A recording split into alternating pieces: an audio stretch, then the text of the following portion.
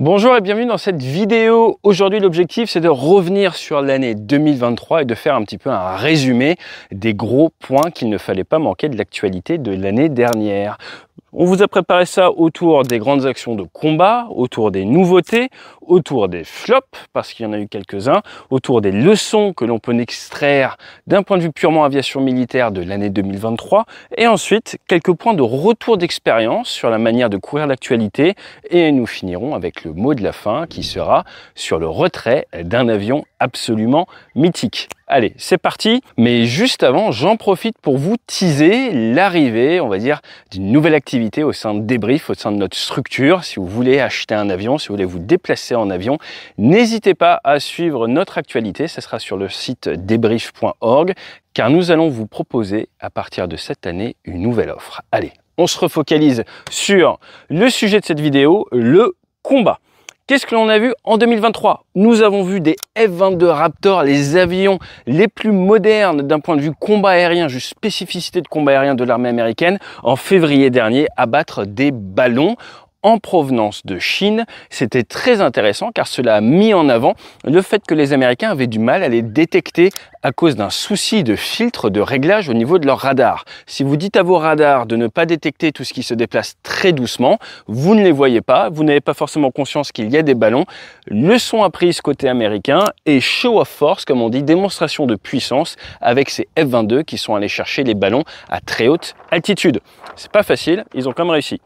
Ensuite, nous avons vu de nombreuses interceptions et de nombreuses destructions de drones, que ce soit par les Sukhoi 27 en venant percuter un Reaper au large de la Crimée, c'était en mars, que ce soit un F-16 américain qui le 5 octobre a ouvert le feu sur un drone turc, donc deux nations de l'OTAN, qui ouvrent le feu les uns sur les autres. C'était en octobre dernier, F-16 américain contre Turc en Syrie, ou encore que ce soit en novembre, un Reaper abattu par les Houthis, encore eux, au large du Yémen. Donc de nombreuses destructions dans la troisième dimension, entre drones et avions de chasse, ou entre ballons et avions de chasse en 2023. On a également vu des interceptions dangereuses, avec notamment du rivet anglais. Donc là, c'est des sources qui ont partagé le fait que les Sukhoi auraient ouvert le feu sur un avion de renseignement en britannique. Ça, c'est vraiment sorti en source ouverte l'année dernière, mais également sur les interceptions entre la Chine, les États-Unis et le Canada, qui dans certains cas étaient très proches. 2023, forcément, c'est aussi les paramoteurs contre la super haute technologie américano-israélienne. Des paramoteurs qui ont pris par surprise une des armées les plus avancées technologiquement sur toute la planète. Paramoteurs qui n'ont pas fini de faire parler d'eux et qui rappellent à tout le monde l'importance de la rusticité et l'importance de la surprise et du renseignement. Attaque de paramoteurs qui a également déclenché le feu sur Gaza et ce qui restera probablement comme un des plus gros bombardements de l'histoire contemporaine, bombardement qui n'est pas terminé en ce début 2024. Entre le 7 octobre et le 26 novembre, d'après le Washington Post, 32% de Gaza Nord qui a été détruit. Donc en l'espace de quelques semaines seulement, c'est, j'ai envie de vous dire, pire que Alep en Syrie. 37 379 bâtiments touchés, endommagés à Gaza, pour 10 041 détruits. Donc là, on est sur une opération de bombardement absolument massive. Je ne vais pas vous dire sans précédent dans l'histoire de l'aviation, mais sans précédent dans l'histoire de l'aviation chirurgicale, ça c'est sûr. Il y aura de nombreuses leçons à en tirer, mais je ne sais pas si vous vous rendez compte, 10 041 bâtiments détruits, 37 000 endommagés, c'est absolument colossal, le tout dans une zone très petite qui est celle de la bande de Gaza. Au niveau des nouveautés, qu'est-ce que l'on a? Au niveau du Rafale, en mars dernier, le 13 mars, l'arrivée du F4.1 qui a été reçu un nouveau standard. Je vous rappelle que le Rafale ne cesse d'évoluer d'un point de vue standard, ses compétences. Le F4.1, il permet le casque Scorpion. Donc c'est un viseur de casque, une sorte de petite lentille qui vous permet de désigner en air-air ou en air-sol. J'ai envie de vous dire c'est bien mais pas non plus game changer, hein. Les Russes ont ça depuis des années, les systèmes américains ont ça depuis des années également, mais c'était indispensable que cela arrive sur Rafale, ça manquait. Et vous avez l'A2SM 1 tonne, pareil, c'est bien de l'avoir, il était temps de l'avoir. Si vous regardez par exemple ce qui se passe à Gaza, vous avez des F-16 qui amènent plusieurs bombes de 1 tonne guidées GPS. Donc c'est une compétence, une capacité qu'il fallait avoir sur Rafale, ça y est, elle arrive. Attention néanmoins, ce n'est pas parce que le F4.1 arrive et reçu officiellement, que vous voyez passer les communiqués de presse, que c'est ce qu'utilisent les combattants dans nos escadrons de chasse ou dans nos flottilles de chasse. Toujours faire une bonne différence entre la technologie le mieux dont vous entendez parler dans la presse ou sur les chaînes YouTube et ce qui est vraiment utilisé par nos combattants. Je vous rappelle, hein, c'est prévu en source ouverte, ça a été annoncé par le chef d'état-major de l'armée de l'air qu'environ un tiers seulement des Rafales de l'armée de l'air et de l'espace sont équipés de radars à antenne active. Donc entre ce que l'on a sur le papier en théorie, antenne active, casque Scorpion, le dernier pod Talios et ce que les opérationnels peuvent vraiment avoir sur le terrain, il y a souvent un écart et l'objectif normalement c'est de réduire cet écart au maximum, mais il est présent, à prendre en compte. Ensuite, la bonne nouvelle avec la commande de 26 Rafales marines par l'Inde, on reviendra sur ce sujet dans l'année je pense, grosse montée en puissance de l'Inde qui fait pas beaucoup de bruit, on en a beaucoup parlé sur cette chaîne, et forcément des déploiements de Rafales de l'armée de l'air et de l'espace en juin, juillet, août dans le Pacifique, zone Indo-Pacifique qui prenait de plus en plus d'attention avant qu'il se passe tout ce qui se passe actuellement en mer Rouge et que l'on se rappelle que l'Indo-Pacifique c'est très très loin et qu'il est indispensable de bien pouvoir s'assurer qu'entre l'Indo-Pacifique et l'Europe, eh bien, ça reste sous contrôle. Autre point significatif, le premier vol du B-21 Raider qui aurait une masse maximum au décollage d'ordre de 81 tonnes. Pour mémoire, un B2 c'est 160 tonnes. Donc un nouveau bombardier furtif américain à suivre de près également. En parlant d'avions ou d'aéronefs de nouvelle génération, le Aroc, construction française, qui a été présenté au Salon du Bourget. Point intéressant, c'est que un fabricant français a pris l'initiative sur ses fonds propres d'essayer de développer à proposer au ministère des Armées. Donc c'est on va dire un petit changement dans le paysage de l'industrie de défense française, à voir si c'est couronné de succès ou pas. En tout cas, le concept a l'air bon. Pour ce qui est des nouveautés américaines, on a le F-15EX qui a été commandé par Israël. Le F-15EX, ça sera un véritable camion à bombe et un missile. L'Indonésie également, et la Pologne qui fait le choix de la Corée du Sud pour du FA-50, un avion d'entraînement mais également de combat léger.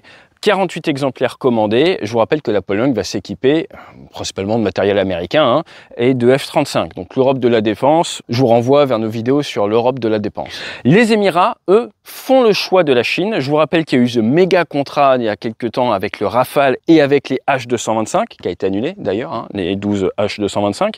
Eh bien, les Émiratis, eux, se tournent vers la Chine avec la réception des premiers L-15. Ils en ont commandé 15, 36 autres en option, et avec leur premier exercice entre Émiratis, qui sont équipés avec du F-16, avec du 2000, qui sont formés par des Occidentaux, qui vont maintenant, désormais, s'entraîner avec les Chinois. Je vous rappelle qu'au moment où je tourne cette vidéo, les Émiratis ne sont pas encore dans les BRICS, et au 1er janvier, ils viennent d'arriver dans les BRICS.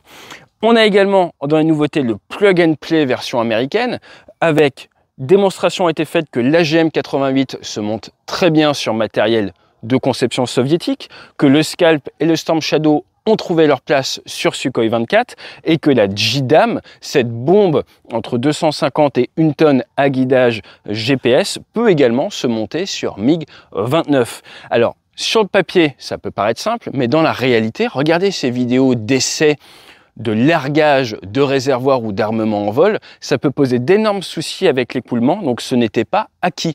Il y a forcément eu des recherches et ça serait intéressant à terme de savoir exactement comment ça s'est passé. L'ouverture d'un domaine d'emport, comme on les appelle sur Rafale, est toujours une chose complexe, ça prend du temps, il faut faire des essais, donc il n'y avait rien d'acquis dans le fait d'avoir de l'AGM-88, du Scalp, du Storm Shadow ou de la JDAM sur ce matériel d'origine soviétique. Et pour finir avec l'Ukraine, l'annonce officielle de la livraison des F-16 en Ukraine avec la formation des pilotes. C'était grosse actualité de 2023 à suivre forcément en 2024. Nous avons quelques leçons à tirer de tout ça et forcément je vais me focaliser sur les drones. Nous en parlons depuis la création de cette chaîne, l'importance et le danger des drones, le danger des nuées de drones qui arriveraient de manière saturante et nous avons vu début 2023 des attaques timides de drones contre du A-50 en Biélorussie.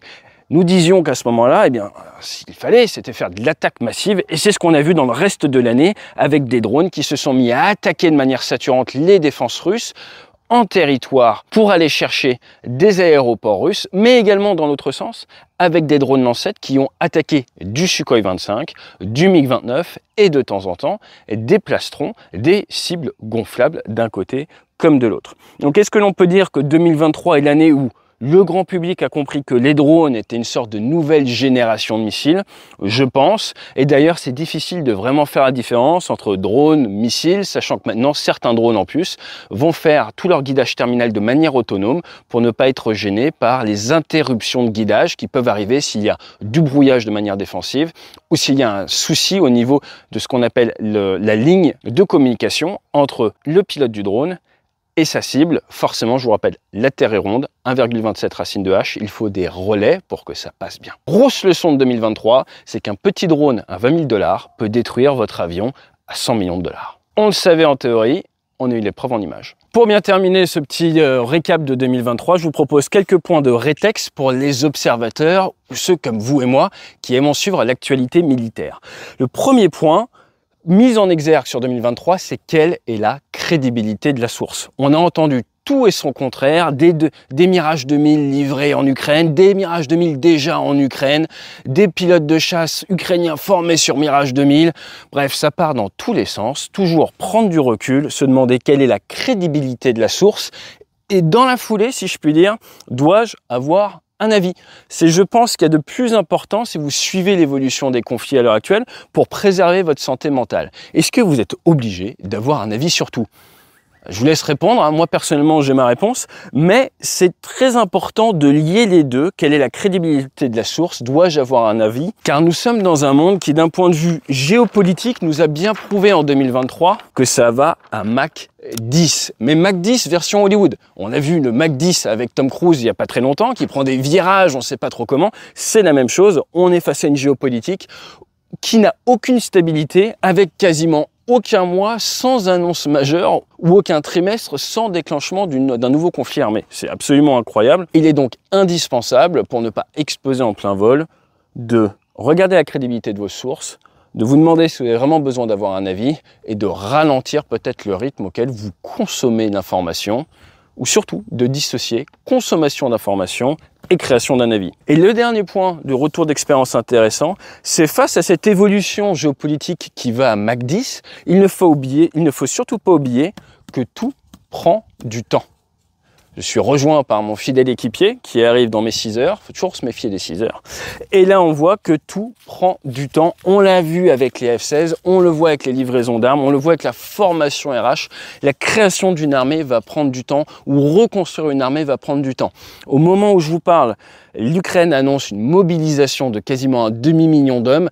Le wishful thinking vous dirait qu'ils sont prêts et qu'ils sont formés à partir au combat demain. Absolument pas. Le process administratif, acculturer les gens, les former, tout ça prend énormément de temps. Et opinion impopulaire, et que l'on n'a pas arrêté de pousser en 2023 sur cette chaîne, former des mécaniciens sur F-16, cela prend énormément de temps, voire encore plus de temps que des pilotes pour des missions basiques. Allez, on va se laisser avec le mot de la fin. 2023 aura vu le retrait du C-135 FR, avion qui me tient particulièrement à cœur, car mon père avait fait du Mirage 4A, avait ravitaillé sur ces C-135 FR qui ont quasiment volé 60 ans sous les drapeaux français, et personnellement, j'étais allé ravitailler sur les mêmes avions. Donc ça y est, le C-135 FR, c'est terminé. Sur les 12 aéronefs, un seul a été perdu au début des années 70 en Polynésie, suite à un souci moteur à cause de l'air salin. Depuis, malgré quelques tentatives, j'ai envie de vous dire, plus que limite d'un point de vue sécurité des vols en Afrique, aucun autre n'a été perdu. Il est progressivement remplacé par l'A330 Phoenix. Mais si vous adorez cet aéronef, il nous reste les KC-135 qui ont été commandés dans les années 90, qui vont être progressivement retirés du service. Alors si vous êtes jeune pilote en escadron, profitez-en pour ravitailler sur KC-135 avant que eux aussi quittent les ciels français après de bons et loyaux services. Je vous dis à très bientôt sur la chaîne, n'hésitez pas à vous abonner. Notre objectif sur 2024 sera de continuer à vous informer, mais jamais, au grand jamais, de vous dire quoi penser. Allez, fly safe.